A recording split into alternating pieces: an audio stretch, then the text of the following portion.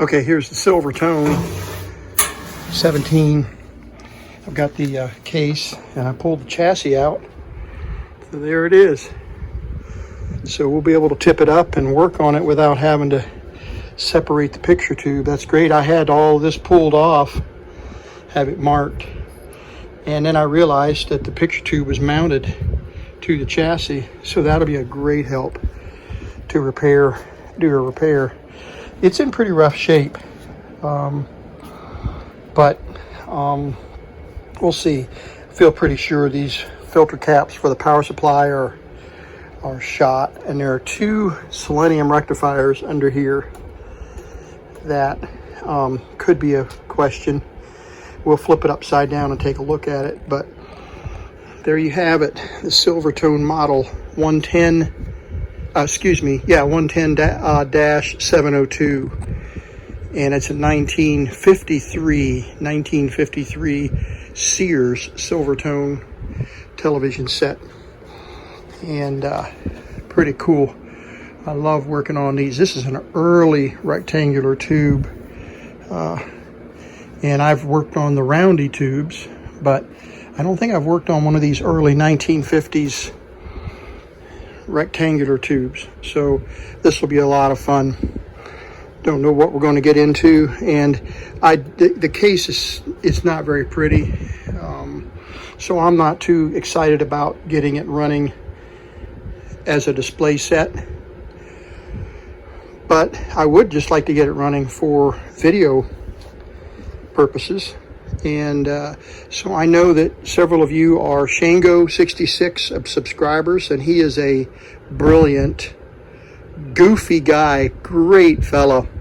I love his videos, and I'm not trying to duplicate what he's doing, and because he's just light years ahead of me in his skills, but I love working on this stuff as well. So I'm assuming that you Shango viewers can't get enough of this kind of repair. So I'm going to go ahead and work on this one and get it going. And we may, as he affectionately calls them, may call it a resurrection. We're certainly not going to do a restoration, but if we can get it going. And I did get the Admiral going, as I think I posted that video. Not a very pretty set, and the picture tube is just about shot. I got a dim picture on it, as you remember in the video, and I did get it running. It had power supply issues, and so we got that going. And I did not do a full restoration on it because I didn't want to spend the money on all the caps, but I did get a fairly stable picture. It was still pretty rough, but I didn't want to replace all the caps. So we'll do a similar kind of restoration, or a resurrection if you want to call it that, on this one, and including all of the critters. I don't know what those are. Might be mouse poop. I'm not sure. Yeah, it looks like mouse poop. So we've had the mice visit and put their scent on everything. So I probably should be wearing gloves when I work on this stuff. But anyway, I'm recording video because I want to be able to remember where everything goes when I start taking stuff apart. Oh, and you notice that the cage is missing here. There should be a Faraday cage here. It looks similar to this holes shell here to protect for X-ray radiation. So if we operate the set for any length of time at all, we're going to have to be sure and cover this with some kind of a metal cover. That's the ham radio beeping in the background there. Okay, so let's flip this upside down, or on its side anyway, and let you look what condition things are underneath. Well, my goodness, we got our work cut out for us, don't we? Look at all the paper stuff. Oh my goodness. Paper electrolytics here. Looks like they did have a couple of replacements put in. There's the seleniums that I was telling you about.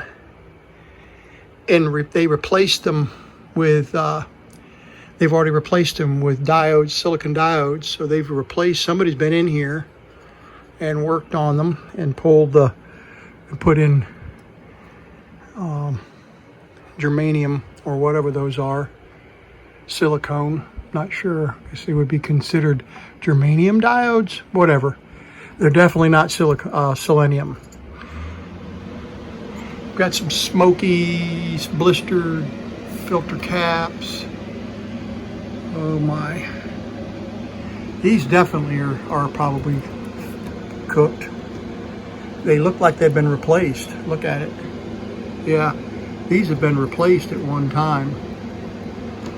And then of course we've got the two up above here. This work has been done and piddled in. No telling what we got there.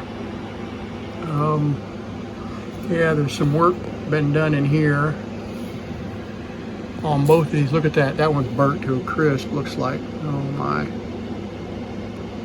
So we got a lot of work to do here. I don't know whether it's going to be worth a lot of trouble here. Look at those.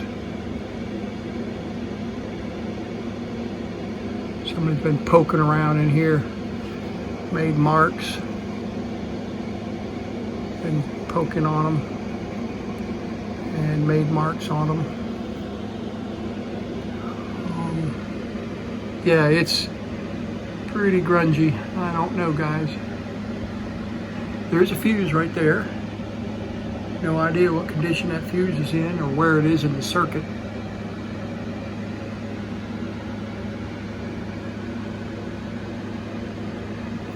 These sets usually are, the tubes are powered off of the line, and the voltages are distributed based on the number of tubes and maybe a ballast resistor like this. And so even though the tubes might light up, that doesn't mean there's power to the rest of the set. So they usually separate the tube voltages to the what they would call the low voltage, which is 250 volts, 350 volts. So even if we plug it in, we might have, oh, there's the filaments, there's the caps we were talking about right there. Yeah, right there.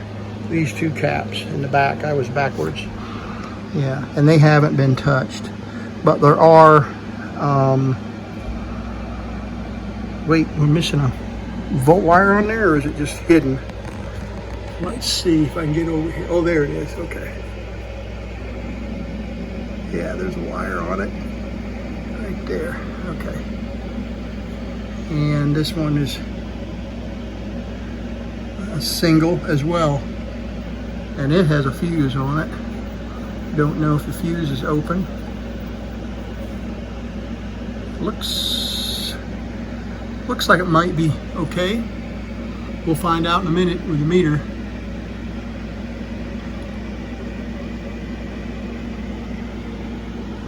So all of this power comes off of the diodes here, and then it turns and goes up. Let me open this back up. There we go. Turns and goes up and over and comes over here to probably to these filter caps. That's one of them, I'm sure. Yeah, there it is. Yeah, that goes to that filter cap there. And then there's a line right here and goes up to the other side of the diode. We'll figure it out. But you can see what we're up against with working on these 1950s TVs.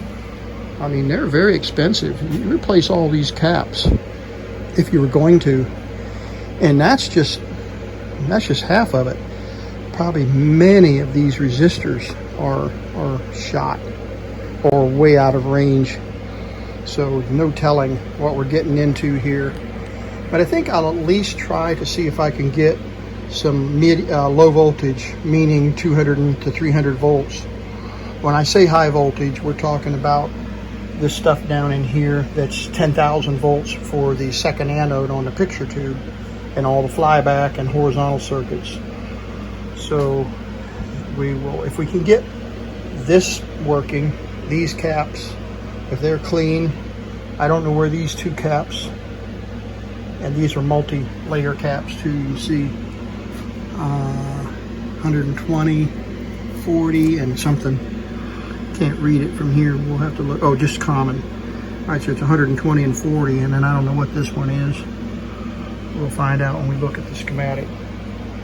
But yeah, we place these and maybe these, then we might be able to get it a picture, but I don't know how. I'm sure it won't be stable. When we look at all of these other paper caps that deal with the vertical and horizontal sweep, we're probably going to have a mess. But if we can get a dim picture, then we'll stop and at least call it repaired, right? Get some sound going, and we'll see where we're at. This is going to be a multi-part video for sure. I just don't like posting 1 hour videos, and I'm not going to be doing a live because it will be 4 or 5 hours of tinkering with this thing. So I'll come in and out and tell you where I've been with the process. First thing we'll do is we'll hook up the power, and we'll do some we'll check the fuse. We'll check these caps that have already been replaced once with electrical tape. Yeah, there's been work done here. They've pulled, oh my, they pulled that. That's probably the vertical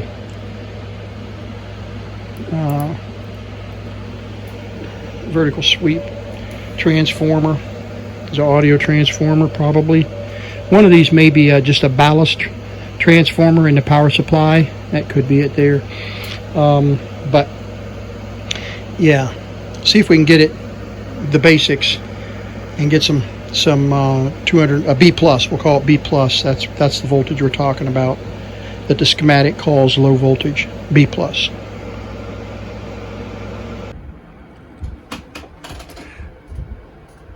I wanted to let you know that if you own one of these capacitor wizards, you've got to be careful not to hook these up to power. I grabbed the wrong set of leads on the bench. I grabbed these leads and I hooked them up to 110 volts, and I couldn't get a reading on my meter. And I didn't do this recently. I did this several weeks ago. And then I finally, after a few minutes of troubleshooting, I realized I had grabbed the leads to the cap tester. And so I inadvertently hooked the cap tester up to 110 volts, and it silently blew out 2 precision resistors and a TTL chip. So I contacted Capacitor Wizard online and bought a repair kit and stepped through the repairs of the Capacitor Wizard part replacement, and I replaced 2 bad 1 ohm resistors and a bad TTL chip that had popped. And after I replaced those, all of those components that they sent in the kit, and there were 2 caps in there, I think, maybe 1 cap that I replaced. It was part of the kit. I replaced all those through the steps, and I've got it working now. So I'll put these 2 test leads together, and you can see that I've got a capacitor wizard working. I have discharged this capacitor up here to be sure, just shorting the terminals together. There's no power, hasn't been a power hooked up to this in hours, but I went ahead and shorted this cap, and I want you to see what we're looking at. Looking at a bad cap. Yeah, around 30 ohms equivalent series resistance, and so that cap is bad. This cap is bad.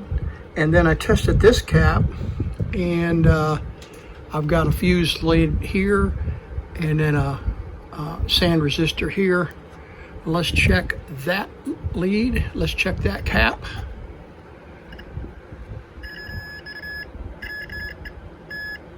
Well, I get it connected. There we go.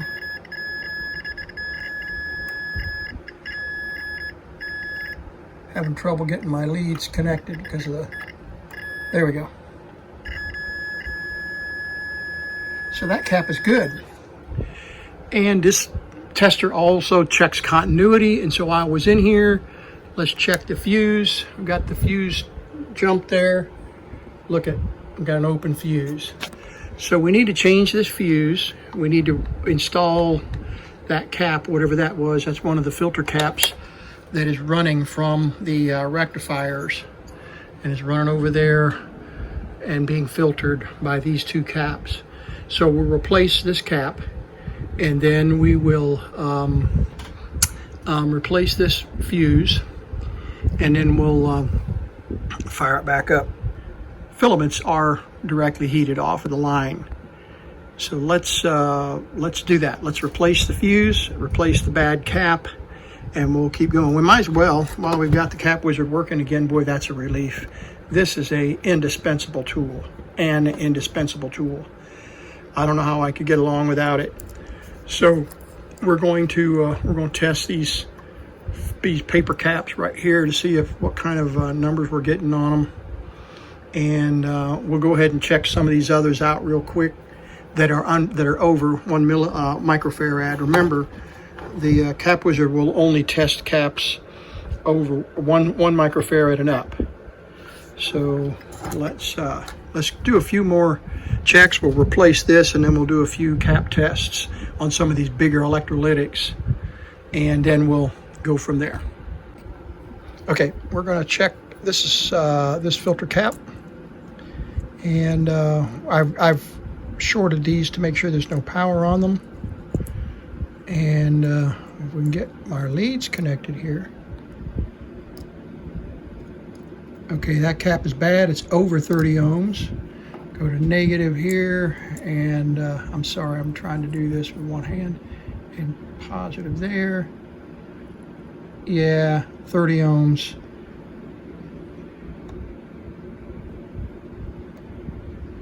Yeah, 30 ohms. So this cap is bad. This cap is bad.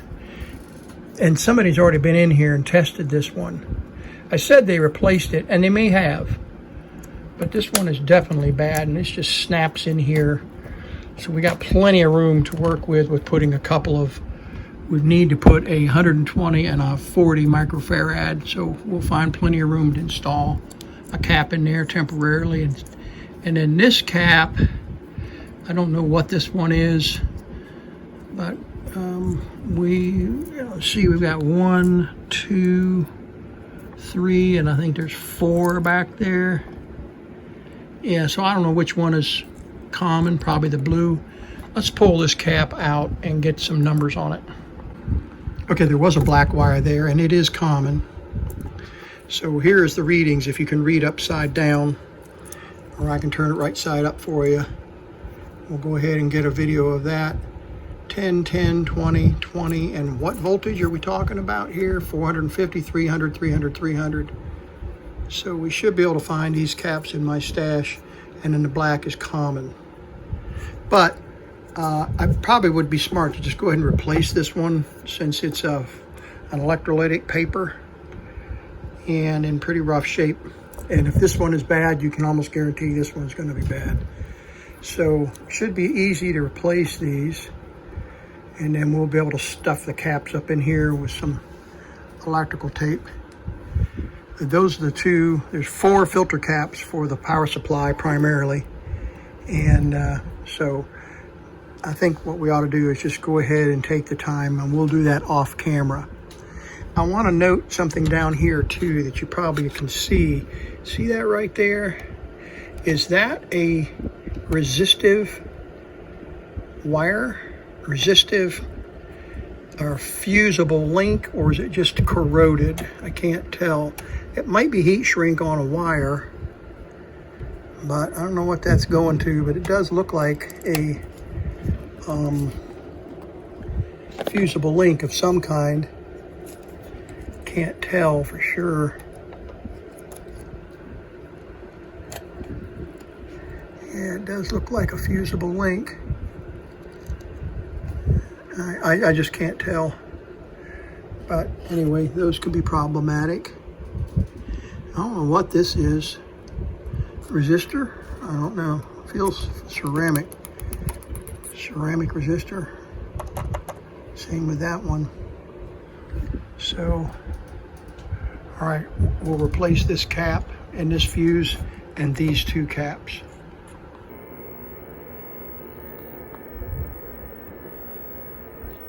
Okay, I've got the several caps replaced, as you can see, and I've got several more to replace. Clearly, I have very poor audio. I do have a little bit of video. I can't seem to get it to stabilize. There it goes. There it goes. Yeah. So you can see some video in there, and the audio is super weak.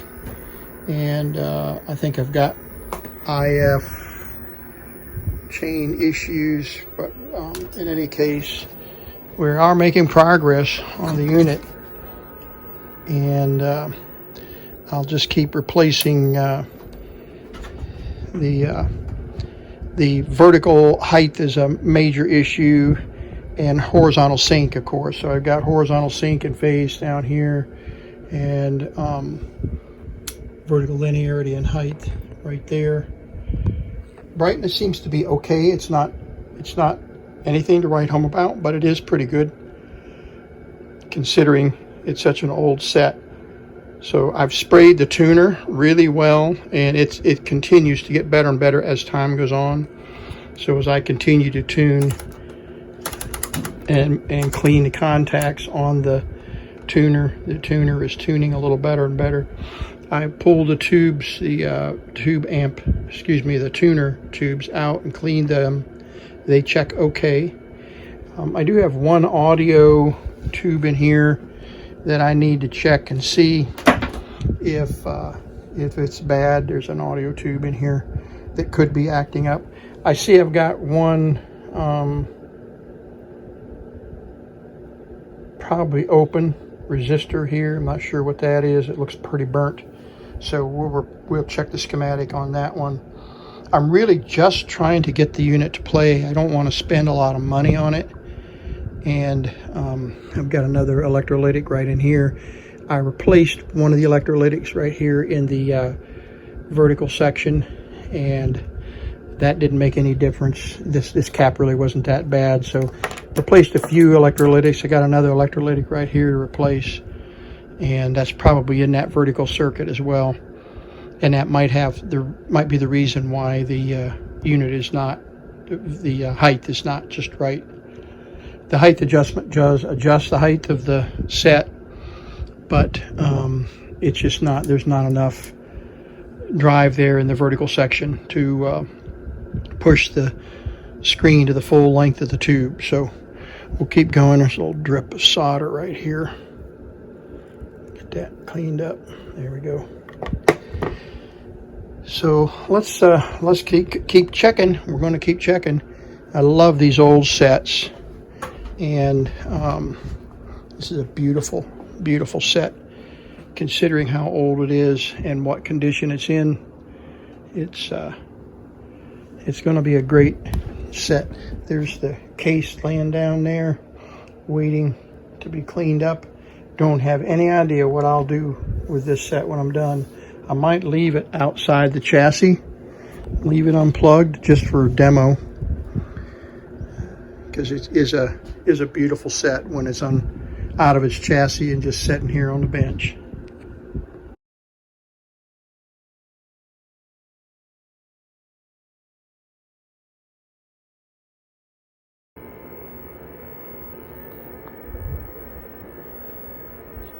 Okay, I've got the several caps replaced, as you can see, and I've got several more to replace. Clearly, I have very poor audio. I do have a little bit of video. I can't seem to get it to stabilize. There it goes. There it goes. Yeah. So you can see some video in there, and the audio is super weak. And I think I've got IF chain issues, but in any case, we are making progress on the unit, and I'll just keep replacing the vertical height is a major issue, and horizontal sync, of course. So I've got horizontal sync and phase down here, and vertical linearity and height right there. Brightness seems to be okay. It's not anything to write home about, but it is pretty good considering it's such an old set. So I've sprayed the tuner really well, and it continues to get better and better as time goes on. So as I continue to tune and clean the contacts on the tuner is tuning a little better and better. I pulled the tubes, the tuner tubes out and cleaned them. They check okay. I do have one audio tube in here that I need to check and see if it's bad. There's an audio tube in here that could be acting up. I see I've got one probably open resistor here. I'm not sure what that is. It looks pretty burnt. So we'll check the schematic on that one. I'm really just trying to get the unit to play. I don't want to spend a lot of money on it. And I've got another electrolytic right in here. I replaced one of the electrolytics right here in the vertical section, and that didn't make any difference. This cap really wasn't that bad. So replaced a few electrolytics. I got another electrolytic right here to replace, and that's probably in that vertical circuit as well. And that might be the reason why the unit is not, the height is not just right. The height adjustment does adjust the height of the set, but it's just not, there's not enough drive there in the vertical section to push the screen to the full length of the tube. So we'll keep going. There's a little drip of solder right here. Get that cleaned up. There we go. I love these old sets, and this is a beautiful, beautiful set considering how old it is and what condition it's in. It's going to be a great set. There's the case laying down there waiting to be cleaned up. Don't have any idea what I'll do with this set when I'm done. I might leave it outside the chassis, leave it unplugged just for demo, because it is a beautiful set when it's out of its chassis and just sitting here on the bench.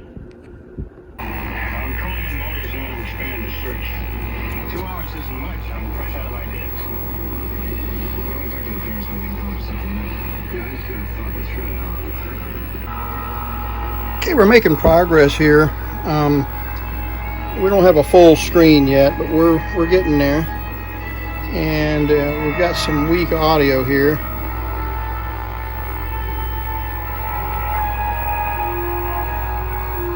Got the audio all the way up. And contrast causes the picture to tear. Yeah. So we still have some weak video, but we're making progress. Let me show you what we've done so far. We replaced several caps in the video or audio section here. Replaced caps in the video section. We still have some bad caps in here, I think. And replaced some caps here. Replaced all the filter caps for the power supply. And let's see. Let me turn the scope on. Hope that it won't trip my filter. Excuse me, my filter isolation transformer. It only has 1.2 amps, and it sometimes will trip when I turn on the scope. Let's see. All right, and this is the waveform that we're supposed to have. Let me get up here to the... Okay, let's see, let's get over here. Yeah, we're supposed to have, where's our vertical? And sync. Right here. Right here. That's what we should have. It's a nice, smooth ramp. and I've got that inverted, I think, but we definitely don't have. I've actually got this signal. We could look at this pulse signal here, I guess, but we've got a problem right here. So I think I replaced 62 already, 0.05. I guess there is a possibility that we've got a issue with the vertical oscillator, vertical hold control. We are holding better now. Well, we were.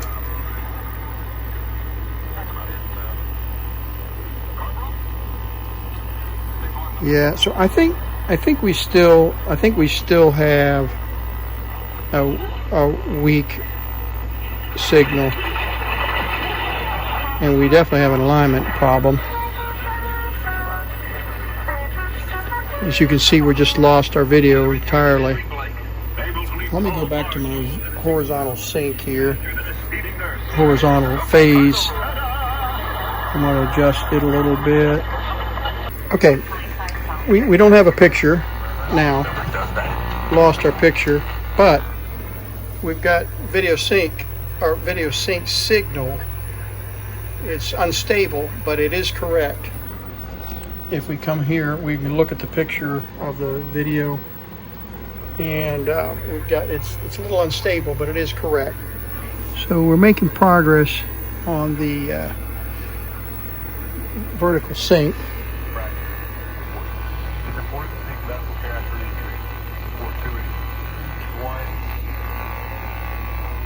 Yeah, we've got trash in the video. We just got to get rid of that. Not sure what's causing that.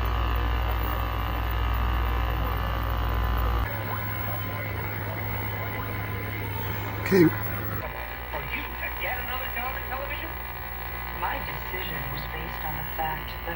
Okay, I've got the set working fairly well. The picture's still not centered, and I've got a problem with the yoke.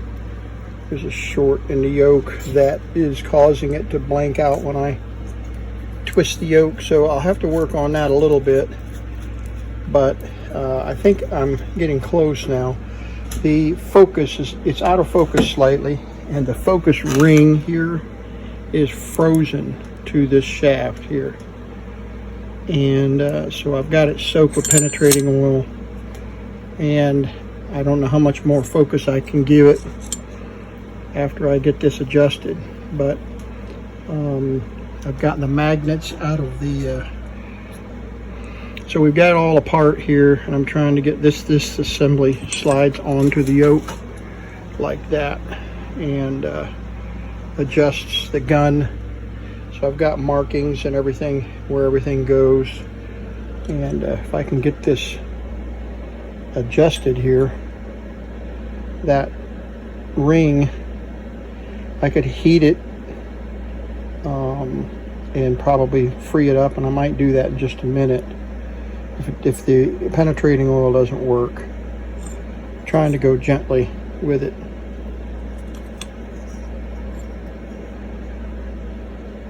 Okay, I got the focus ring loosened. I had to heat it up, take it all apart and heat it up, and now when I turn the focus ring, you can see it raising and lowering. It's all cleaned up, so we will reassemble it, see if we get any better focus.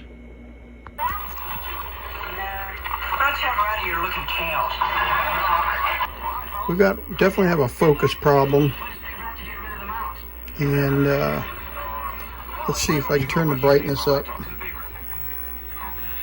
Yeah, I can get a super bright screen, but it's just too bright, and a focus becomes a problem.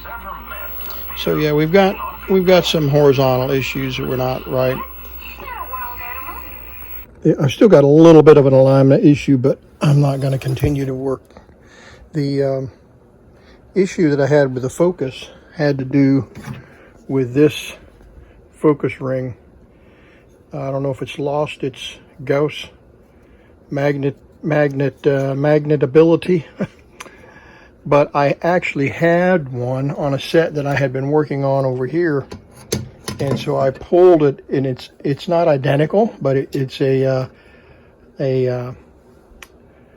non-electrical magnet coil with just magnets, focus coil. So I swapped it and put it on the picture tube here, and you can see it fits pretty good.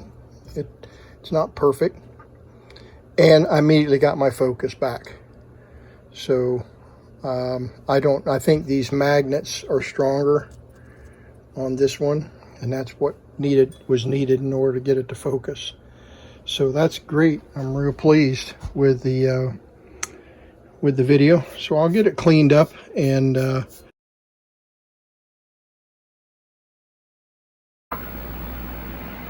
Hey, what'd you do that for laughing. You tell me to hang something. well, you saw the video, and I didn't play a lot of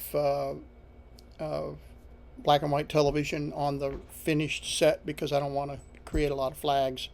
There's a chance that I'll have flags when I publish this video anyway, so I'm going to take that chance. But the story doesn't end here, because the next day I came up and checked the set, played for a while, watched a couple minutes of the video, and thought I'll just let it run here for a while.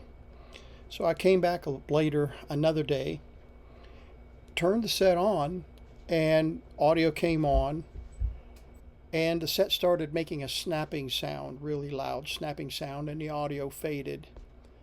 And I thought, no audio, no video, what's going on? And I looked in the back of the set, and the picture tube neck was arcing badly. And so the picture tube had failed, had developed a short. And I thought, oh, you've got to be kidding me. After all of that, 27 caps or whatever, all of those hours, probably about 50 hours, honestly, of troubleshooting, technical work, replacing bad caps and bad resistors, and doing research on the schematics and all of that. And then finally getting it aligned properly and getting a good video. I was just so pleased with the set, and was thinking about maybe spray painting the cabinet a bright Porsche red, and just, for making it a display set. And then the CRT fails, and so I have a really nice Mac CRT tester, and so I thought, well, maybe after a few days or after several hours, I thought, well, maybe I can clean the short. There isn't a way to sometimes correct a short in a picture tube.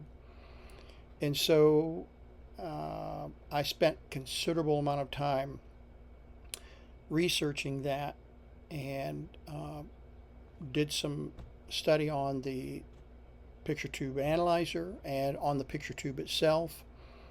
And let's just move right into that phase of the repair. So I'm going to have to find another 17B P444 picture tube. That's too bad.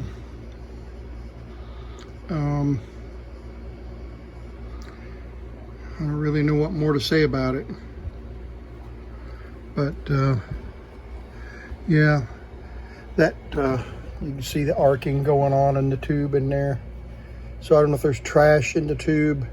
It's gone to air or what happened. I don't know what happened, but you saw the video, and we actually had a pretty decent picture, and then all of a sudden, firing it up, picture tube flaked out on us. So I'd love to know what you all think about what we can do if there's a way to get around this this problem. Someone said you could rejuvenate the tube. Well, I'm not going to hurt it by trying that, but we do need to put a cover here, whatever we do, to isolate the radiation that may be generated here.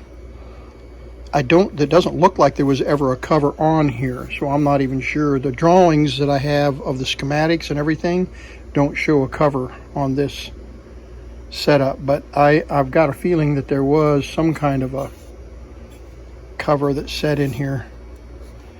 And but in any case, that's the latest on the Silvertone set. Okay, I got bad news here. Our picture tube started arcing here. I'm hoping to be able to catch it on video, and then I'm going to turn it off real quick. But when I first fired it up, as soon as the high voltage, there it goes. And then it just wipes out the set, wipes out the sound.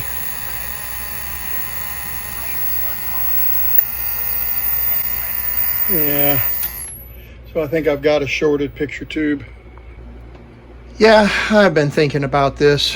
You know, the tube is shorted. It's sparking in here. It may be trash. I don't know. But I think what I'm going to do is see if I can hook this up, this 17 BP 4A. That's supposed to be an A. Or A4, whatever. I'm going to hook it up to the Supermac and see if I can do a clean, remove G1 shorts, if that's what they are, and rejuvenate it. 2 rejuvenation settings. I can't hurt it, right? I can't hurt it. I've got the manual here. I've got a lot of adapters for the set, and all the books that came with it. Even got the certificate that I can fill out just for giggles. The certificate for restoring the picture tube. I'll fill that out. And here's the setup book with all the tubes. So let's first of all let's see if we can find this 17-inch picture tube in the unit and get the proper settings. So we'll start with the picture tube 17 BP, 17 BP, 17 HP, excuse me, 17 HP 4A, 17H. Interesting. Wonder if that was an H at one time. I just traced over this pencil marking. There is a sticker right here underneath the thing, but if I pull that off, I don't know. Maybe we ought to pull this off. Yeah, it'll come off. Let's do that. Let me pull this strap up and see if we've got an actual label. Okay, there's the label, and it is 17 BP 4A. 17 BP 4A, not 17 HP. 17 BP 4A. All right, let's look it up in the book. Here, 17 BP 4A. 17B R. No. 17 BP. Don't have it listed there. I have the tube, the 17 BP 4A picture tube, CRT, hooked up to the Supermac connector, and I have rewired one of these connectors to actually work with this tube. I found this this connector that I can salvage. This is the original connector on the TV, so I haven't disturbed it. And I found this connector off of that TV over there, and have got it wired according to all of these instructions. So this is a schematic of the Supermac. Well, one thing that I didn't check after I went to all the trouble of creating a connector was that there was a secondary number for that picture tube, and it was called 17JP4. And 17JP4 JP4 shows up here in the manual. And it tells me to use socket number 1, which I ended up using, and I could have used it natively. I didn't have to hook up all those wires. And it had the settings and everything here.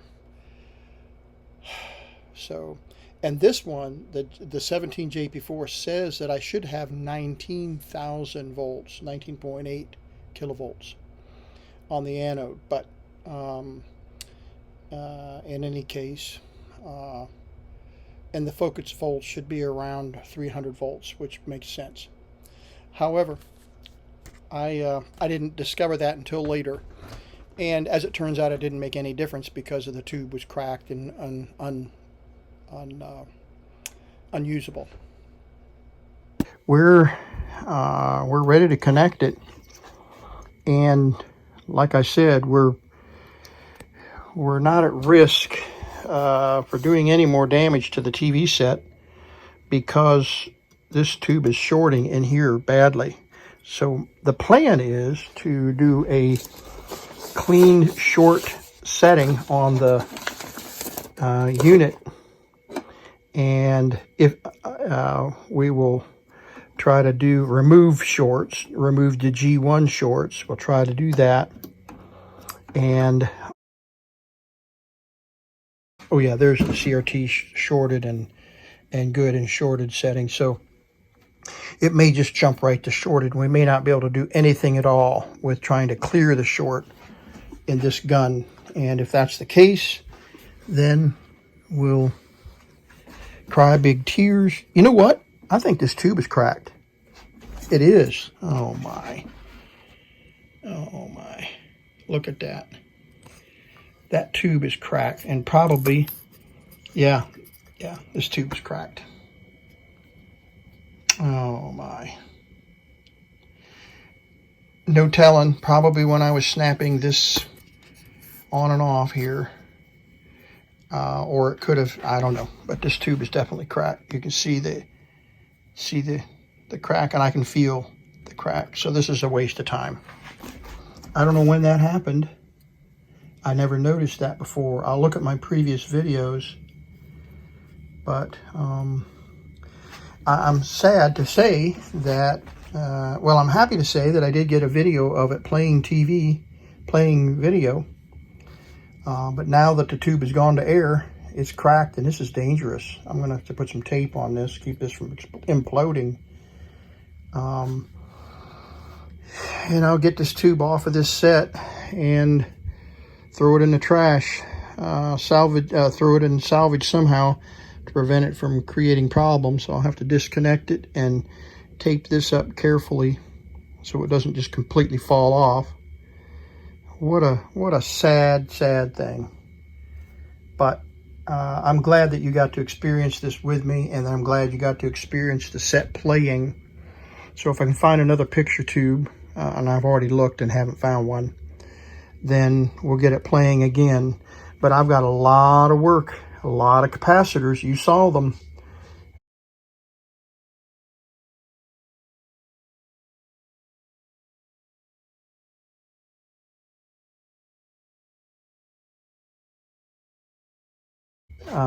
In the set, and this is some of them. These are some of the caps that I replaced to get the unit playing. And oh my, look at all this. And so that explains it. I must have bumped that. It's the only thing I can figure out is that I bumped that tube and it cracked. And I've been very, very careful with it, so I don't really know what could have happened. But yeah, it's definitely a cracked picture tube. You can see the crack in there. Oh. Okay, so we're not going to get to do a CRT test. I guess we could hook this CRT setup onto that picture tube over there and see if we can test this CRT and on the Mac, but I won't take the time to do that on this video because this video is is turned out to be a 2-hour video. So we're going to have to trim these video repair sections way down, and I'll just let you see it playing one time on the video, and we can prove that it was actually working fairly well, and then we'll throw the CRT in the trash.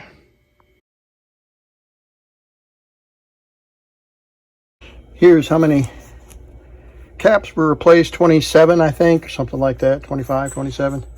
And a couple of resistors, wire wound resistors, were burned out. And I'll show you, as I was taking the tube out of the set, this just popped right off. So it had already lost its vacuum, so it didn't, apparently was not in danger of an implosion.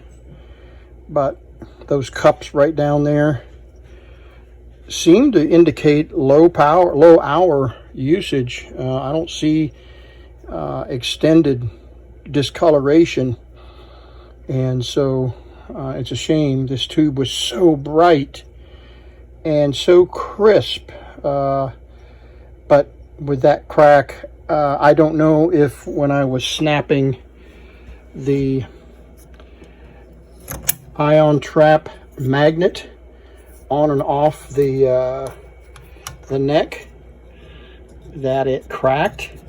I mean, I was careful, very careful, because I know how fragile these are.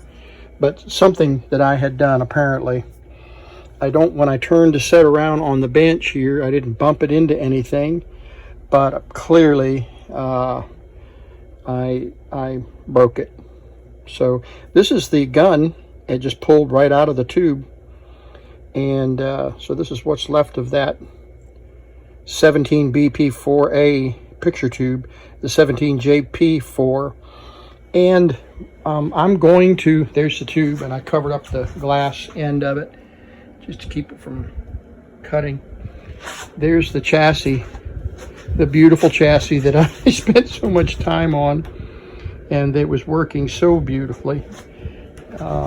Still had a little bit of work on the horizontal, just a little bit of flutter, but I've got the rest of the knobs that I'll keep with the set, and I'll put this in storage because I am going to try to find a 17-inch tube that will actually work on this set. The high voltage is around 10,000 volts. The second anode voltage is around 10,000 volts, and it has a 275 volt grid voltage. So I'll figure something out, hopefully. I'm not going to worry about it too much because it's a set that I probably would rarely ever use.